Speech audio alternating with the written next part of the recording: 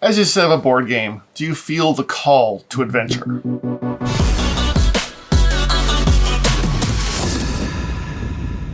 Hey, I'm Will. This is Carbormet. We're going to be playing Call to Adventure, Epic of Origins. This is a game designed by Chris and Johnny O'Neill. And in this, you are essentially leading your character on a epic quest of development and growth. You are casting runes, and you are trying to defeat the final adversary. Now, I will be playing through a full solo game of this, and then I will give my review at the end. So feel free to skip to the timestamps in the video. I will also be essentially spoiling the campaign. And I'll say now because it's not necessary to play the campaign. You can just add everything in the campaign into the base game and play it as is. And I'll give my reasonings for that as well. So if you don't want to avoid any spoilers, you can skip over to the review portion. And the spoiler unsafe parts will begin now. Alright, so after playing through the entire campaign, I was kind of very unimpressed with the story, and but the campaign did progressively add more and more cards to add into the various decks of the game, which really they should have just done from the start. They should have just done away with, the huge amounts of envelopes and the story, which was basically non-existent. The story was essentially, oh, you thought that monster was big? Well, here's a bigger one. So really, I would just open it up. The game is a fairly light card drafting game with some essentially dice checks, which is done by the runes. So there's no reason not to just open everything all up and throw it in for a better experience. And especially if you never plan on playing through the whole campaign, it's just a straight up better experience with everything in. Now, I've also added some house rules for playing with multiple players, which has made it more a fun experience, and I'll go into some of the pros and cons of that and why I did it in my review. So let's head down and begin. Again, for kind of added fun, and since there are more cards now, I have 2 of each card types randomly selected to start, and I'm going to choose one of each of them to begin. I'm also going to choose, I randomly drew 2 different kind of epic monsters, and we're going to pick one of these to go after. There is enough monsters once you've opened up all the envelopes that you can do that. You could even do a monster draft if you're playing with multiple players, which works really well. So let's see what I have available in my hand. So to start, I could pick the Fiendling or the Gnome, which, by the way, the art on these is always fantastic. I could pick, the Scout or the Laborer. And then we come into the midlife crisis here, the Warlock or the Druid.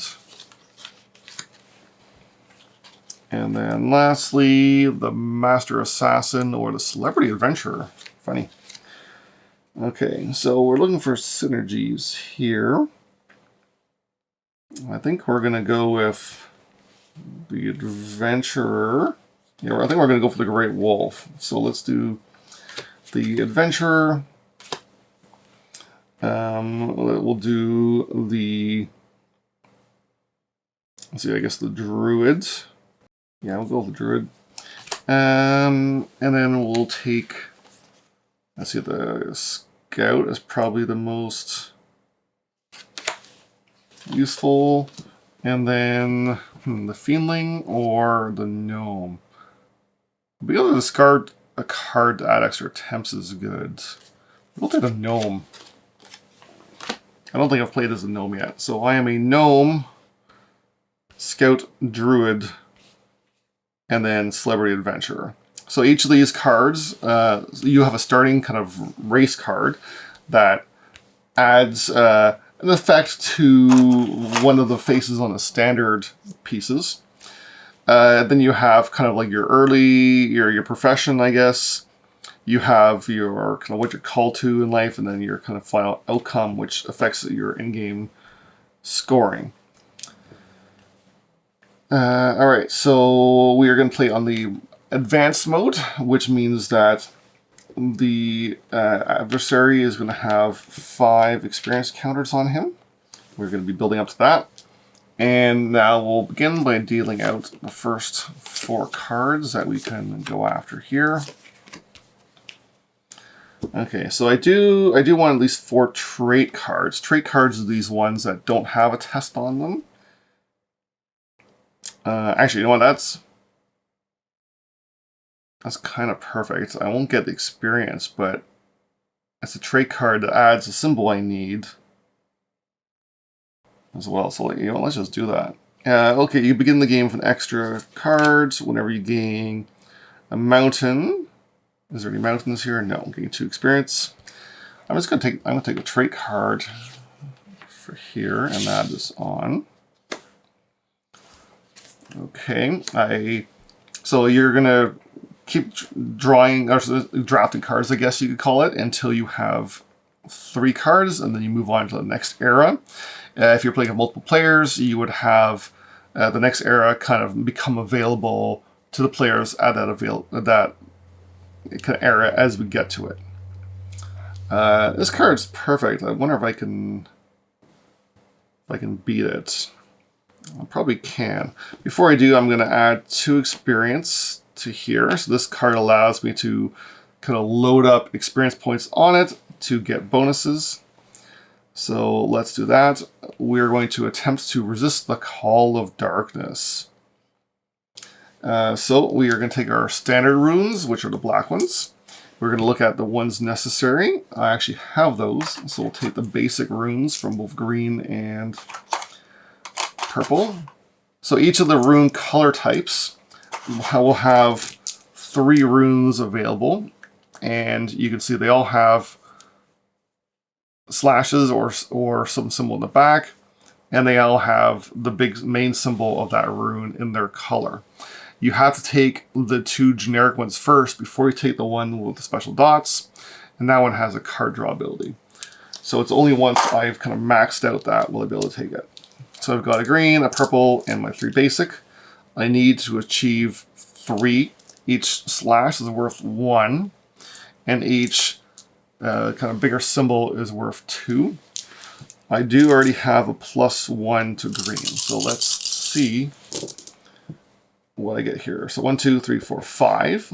That's pretty good. And I've beaten it. I could have also spent an experience to add one of these black runes to my pile before I threw. They're basically a guaranteed success, but if you get the moon side, you're going to lower on this tracker here. It can potentially be worth negative points and also restrict what cards you are allowed to play. So I was able to beat that. And I went for the top version, not the bottom version. So we're going to tuck that in here. And we'll redraw. I'm getting everything I need here. Okay, I should take a look at my cards. Let's see. Oh, they're both the same. That's not fun. Choose a hero attempting a challenge. For every white or black card that's been played this turn, they gain +1 attempt. Okay, I haven't really needed that yet. I do want to start saving up towards matching symbols that are with my adversary. Of course, since there are only 3 runes of each color type, that's kind of the cap. I want to branch out after, as well, so I can go after different things. But eventually, that is something I'm going to need. I could take this trait, which would give me an experience. I can always choose to just skip a card by spending an experience and cycling one and getting a new card out there. I can always just start building up now. This will have some things I need on it. I do want some symbols too. I don't think it's scoring for symbols. The mountains would be the best, but I don't see any here. Okay, let's join the Merchant Guild. So instead of joining the Thieves, maybe I'll join the Thieves Guild. No, I need more of these purple symbols before I stop in that. So we're going to join the Merchants Guild. So I'm allowed to apply one purple, and I can apply a gray triangle thing to that. And I need a 3. I'm not going to add any of the black ones. Oops. Oh. Okay, 1, 2, 3, just got it. That is fine.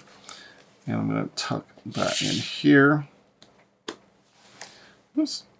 Okay, so I am done for the first era. I've got all 3. I can put that aside. If there are other players still playing on that era, they would still need to have that deck out. So 1, 2, 3, 4. Now we're going to be tucking cards underneath the second era, where I am a druid. Of course, I do need to watch out, because I do need to be able to fight this adversary.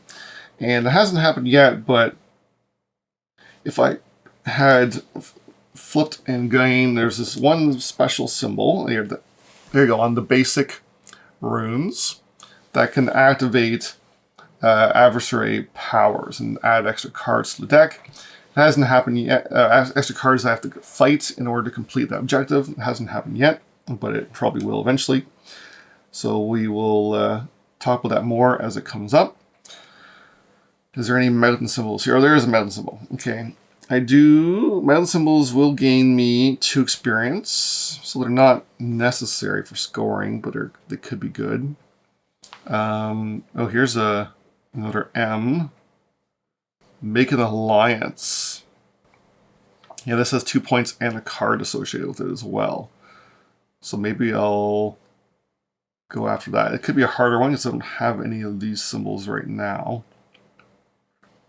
I do need 4 traits, so maybe I will take a mountain trait. So when you gain this, gain a experience if you added a green or red to your path as your story last turn. I have not, but I'm going to take it anyways, because I did gain a mountain, which gives me 2 experience.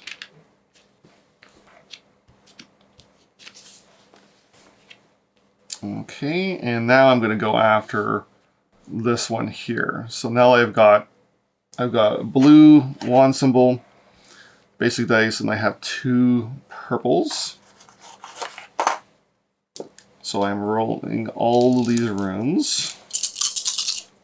Here, toss them up a bit. It's pretty satisfying to have all these runes and toss them, and wow, okay. So we have to draw an adversary card to add because of that. Reveal this as a hero attempts a challenge. Add a dark rune to the attempt. Oh, I'm forced to add a dark rune. Oh, it's a moon. So I'm going to lower there. And we definitely pass it. So that's going to give me a additional white card, which is choose a hero attempting an orange, blue, or green path. If it's your turn, gain +1. If it was a different hero, they would gain +2. And then let's tuck it under here. And now I need 1 more card for that era. I could really use some more green triangles. I see I've got 3 purples. I've got 1 more green triangle. Would be just perfect to finish off. So yeah, we could do that one. Sure, we'll take that one. So I can roll the 3 basic. I have no orange, but I do have 2 greens I can add. So let's go for that. Okay, we're adding an adversary. Oops. Reveal this as a hero attempts a challenge. If it has +2 unless a hero discards a card. So do I even have a hope here? I have 3. 4 because of that. You know, maybe I will discard a card to not get a +2. And then I'm going to use... Oh, I have my ability. I forgot. Gain a card or discard a card to get +2. I'm going to gain a card. Get a dark card. Forgot I get something too when that rolls based on my starting race. This is a love potion. Okay, and I'm just going to play teamwork, so this is going to add a +1. So I have 1, 2, 3, 4, 5. Keep cards as you play them, because cards you play are worth points at the end of the game as well. So that's 5. That is enough to beat this challenge and add it to my collection. And now I have all 3 cards. That era is done. And I am up against the Great Wolf. So he has 6 health in order for me to beat him. And then anything extra will start removing into these experience tokens. Oh, you know what? I forgot to add an experience token because I drew a card over here. So those experience tokens will get added as additional health in the final boss if I don't clear them off. But I still need at least a 6 to beat it. However, I think I'm going to be fine because I'm rolling 3 green and 3 purple, which is a pretty sure win. And I also have +1. So, whoa, oops, spread these out. Okay, so I have to draw an adversary card. Okay, ignore that hero's class powers until end of turn. So the class, I don't get the +1. I can gain the card. Let's see, he gets a +1 when I gain a card. And I also gain a white card from that one. And so I want to play anything. I think we have 1, 2, 3, 4, 5, 6, 7, 8, 9, 10. 6, 7, 8, 9, 10. So I have 3 would carry over unless I play some stuff. Okay. Let's see here. Play this as a hero with 10. You know what? I'm going to do this one. Yeah, play this. Choose a hero attempting a challenge. For each green in their story, they have 3. So that's 3 more. So we're at 3, 4, 5, 6, 7, 8, 9, 10, 11, 12, 13. 6, 7, 8, 9, 10, 11, 12, 13. So I've wiped all these off. I've defeated the Great Wolf. And then we're going to flip them over to the Sorceress. And since I'm playing on hard mode, she's going to add an additional 3. So I need to beat her at the end of the game. After the next era. Put back over here. Okay, moving on to the next era. 1, 2, 3, 4. And now what do I want? I've already maxed out the symbols I need to beat the Sorceress. But, of course, more is more points. More mountains would be good for points. Because you do get a set collection based points for collecting like symbols. I've got a scale. Oh, a scale and a mountain. That's good for my endgame scoring. Do I have enough traits yet? I have 1, 2 traits. I kind of need 2 more. But this one is still very good. Yeah, I think I'm going to go after this. That'll still be an 8.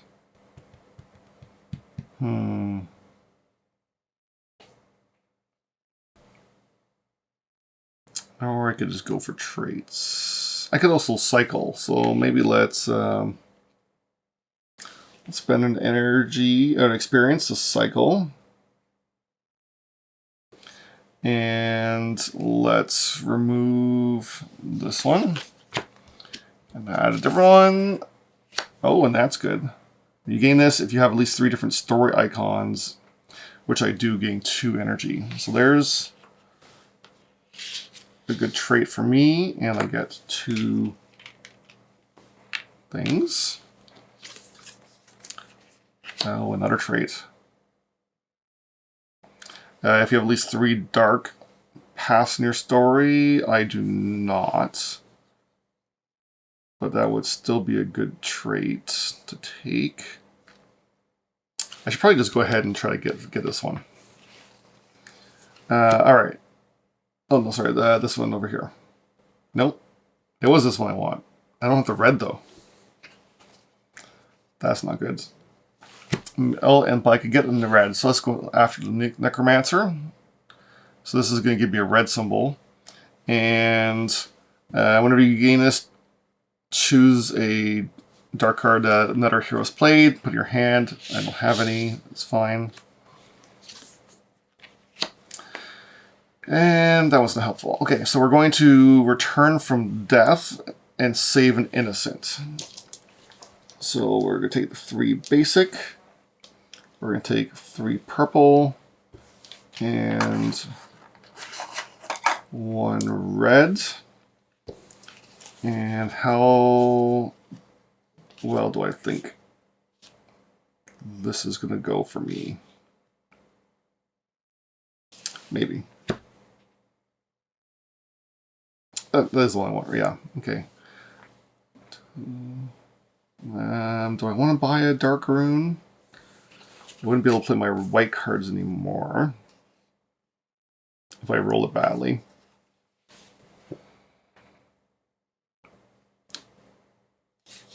Let's just go for it and see. Or I could spend all 4 to pump up my red by 1. But then I lose the points. So let's just roll for it and hope I get the 8 needed. Because I can potentially add 2, 3, 4 more. So I think we'll be fine. Let's go for it. Oops. Okay, so we have 1, 2, 3, 4, 5, 6, 7, 8, 9, and a dark card. Okay, that's perfect. Choose a hero attempting a challenge for each purple in their story. Okay, that'll be fine.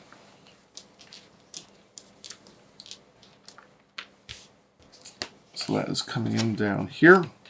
And that is the last card I can take. So now we are up against the sorceress.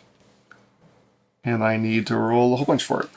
So let's take my 3 basic, 3 purple,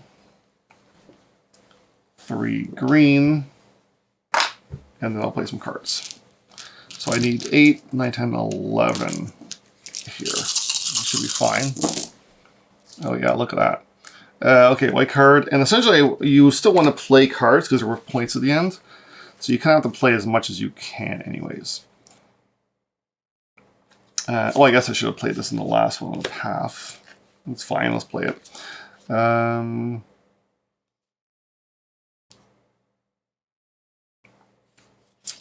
guess I could have played that at the end of last turn too.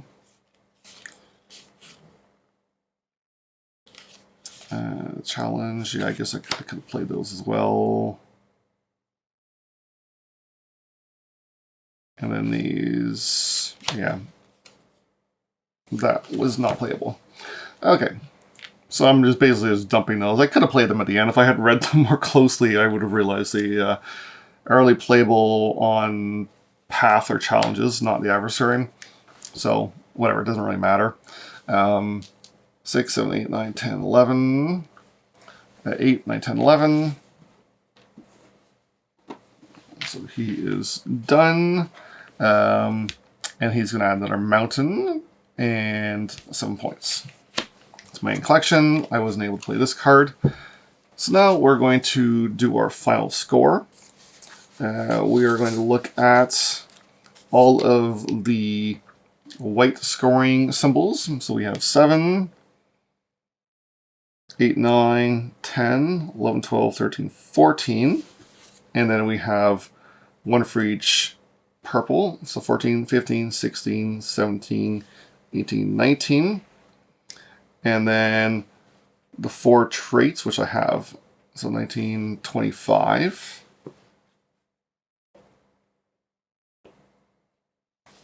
And then we have score for the black. So we have 2. Oh, I forgot these ones. 1, 2, 3, 4. 4 more. 29. And then we score for black. 1, 2. No. Nope, nope, nope, nope. 3, 4. And then we have leftover experiences 4. Story icons. 2 is 2. 3 is 4. 4 is 8. So we have 1, 2 balances. So that's 2 points. We have only 1 scroll, only 1 mask. We have 2 mountains. So that's 2 more points. So we're up to 4. And then the boss. I guess I include the boss in the end. All right.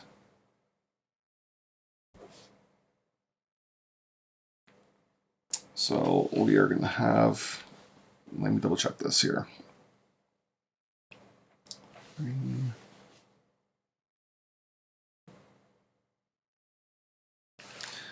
6, 7, 8, 9, 10, 11, 12, 13, 14, 15, 16, 17, 18.